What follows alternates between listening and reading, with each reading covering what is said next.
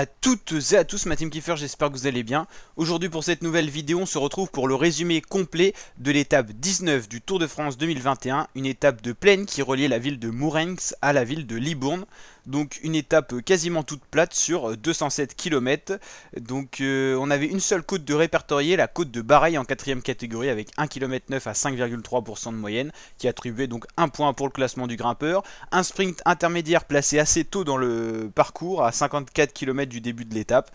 Et au final, on pensait assister à une étape dédiée pour les sprinteurs avec un sprint massif à l'arrivée sur une étape toute plate, facilitant vraiment le travail du peloton et des équipes de sprinteurs, mais il en a été tout autrement.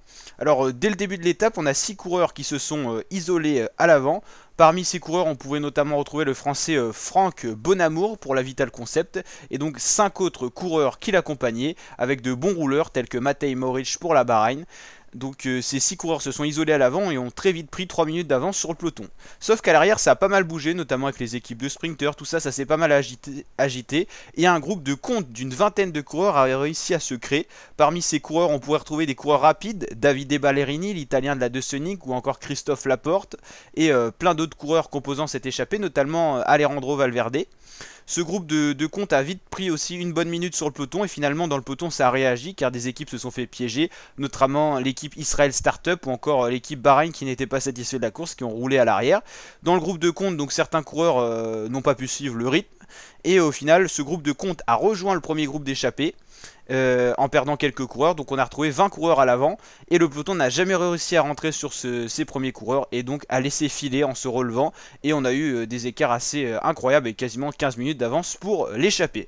À ce moment de la course, on savait donc que la victoire se trouvait à l'avant du peloton, donc dans les 50 derniers kilomètres ça a été assez calme, parce que tout simplement l'échappée se relayait plutôt confortablement, avec notamment des équipes très bien représenté, l'équipe Trek avec 3 coureurs, notamment Julien Bernard ou encore Jasper Stuyven.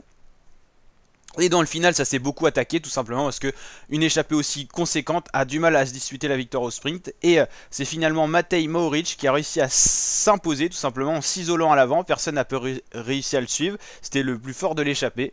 Il a été élu combatif du jour, et il remporte donc cette 19e étape et cette deuxième victoire sur ce Tour de France 2021 pour le coureur slovène de la formation Bahreïn Victorious, qui a quand même mis 58 secondes au deuxième de l'échappée, le sprinter français Christophe Laporte.